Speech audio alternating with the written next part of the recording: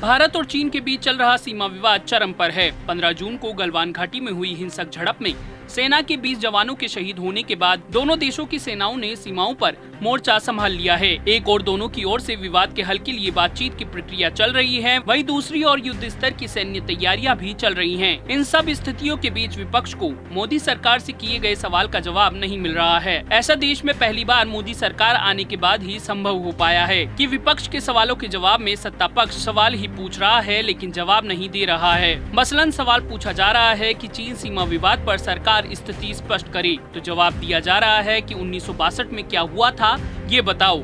आखिर क्या है पूरा मामला, जानने के लिए देखिए पॉलिटॉक्स की एक खास रिपोर्ट। ये है टॉक्स न्यूज नेटवर्क और आप देख रहे हैं पॉलिटॉक्स, राजनीति का कच्चा चिट्ठा।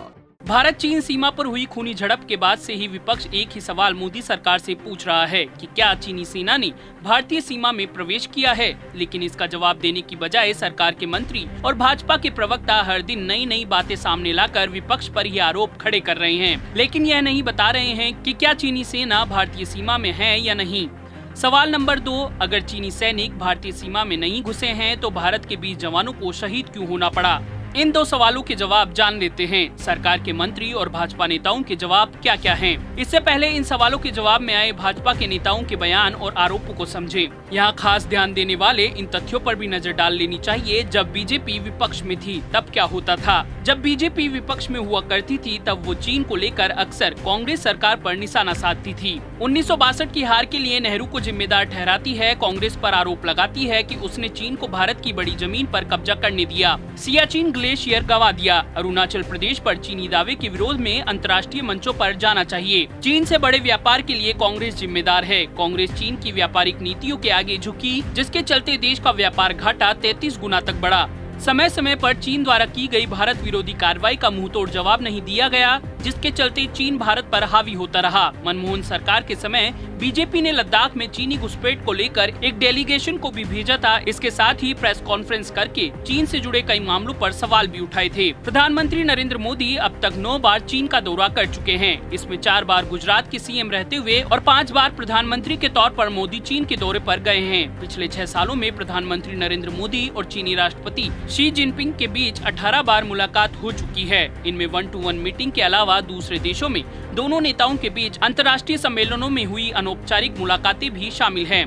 व्यापार को लेकर कांग्रेस पर चीन के सामने नतमस्तक होने का आरोप लगाने वाली बीजेपी की मोदी सरकार ने पिछले 6 सालों में चीन से कई व्यापारिक समझौते किए। 2019 में मोदी जिनपिंग की मुलाकात के बाद चीन में भारत के राजदूत विक्रम मिश्री ने कहा था कि चीन से द्विपक्षीय व्यापार 100 अरब डॉलर पार पहुंच जाएगा। उस समय तक यह व्यापार 95 अरब डॉलर तक पहुंच चुका था। इस व्यापार से भारत को केवल घाटा ही उठाना पड़ रहा था। चीनी राष्ट्रपति जिनपिंग और भारत के प्रधानमंत्री मोदी के बीच करीब 18 बड़ी मुलाकातें हुई हैं। मोदी सरकार की ओर से भारत चीन सीमा विवाद को लेकर कई बार बातचीत की गई, लेकिन सरकार ने कभी नहीं बताया कि उन बातचीत का क्या निष्कर्ष निकला। क्या उन बातचीत का भारत को कोई लाभ मिला या फिर चीन ने भारतीय पक्ष को स्वीकार किया आदि।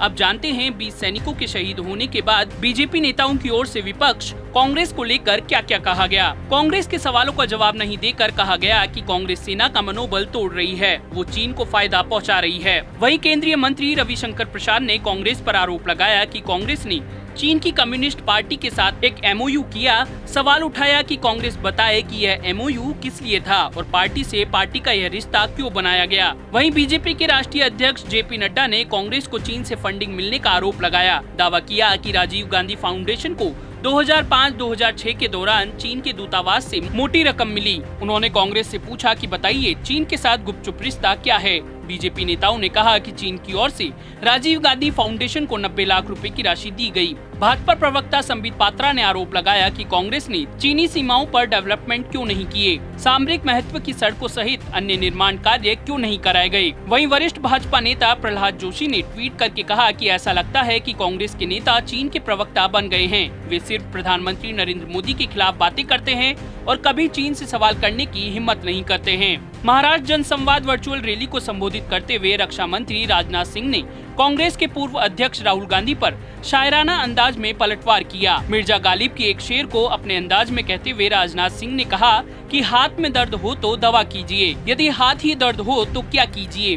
अभी हाल ही में राहुल गांधी के सरेंडर मोदी वाले बयान पर गृह मंत्री अमित शाह ने कहा कि चर्चा से कोई नहीं डरता है, मगर जब देश के जवान संघर्ष कर रहे हों, सरकार स्टैंड लेकर ठीक कदम उठा रही है, उस वक्त पाकिस्तान और चीन को खुश हो इस प्रकार के बयान ठीक नहीं है। पार्लियामेंट होनी है, चर्चा करनी है तो आए करेंगे। 1962 से आज तक दो हाथ हो जाएं। इससे पहले राहुल गांधी ने गृह मंत्री अमित शाह के एक बयान पर मोदी सरकार पर शायराना अंदाज में हमला करते हुए कहा था, सबको मालूम है सीमा की हकीकत, दिल बहलाने को शायद ये ख्याल अच्छा है। अमित शाह ने कहा था कि राहुल गांधी को इस वक्त राजनीति से ऊपर उठकर देश के साथ खड़ा होना चाहिए। अमित शाह ने लद्दाख झड़प में घायल उस पिता के वीडियो को भी शेयर किया, जिसमें उन्होंने राहुल गांधी से राजनीति नहीं करने को कहा है। कांग्रेस के एक सवाल की क्या चीनी सेना भारतीय सीमा में घुसी है के जवाब में बीजेपी के नेताओं ने कांग्रेस पर 1947 से लेकर अब तक सारे समय को याद कर लिया। हर परिस्थितियों के लिए कांग्रेस को जिम्मेदार ठहराने की कोई कसर नहीं छोड़ी, लेकिन इस एक सवाल का जवाब नहीं दिया। सवाल आज भी सवाल ही बना हुआ है। प्रधानमंत्री,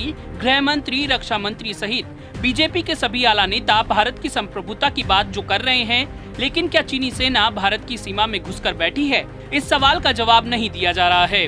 पॉलिटॉक्स ब्यूरो, दिल्ली। ये है टॉक्स न्यूज नेटवर्क और आप देख रहे हैं पॉलिटॉक्स, राजनीति का कच्चा चिट्ठा।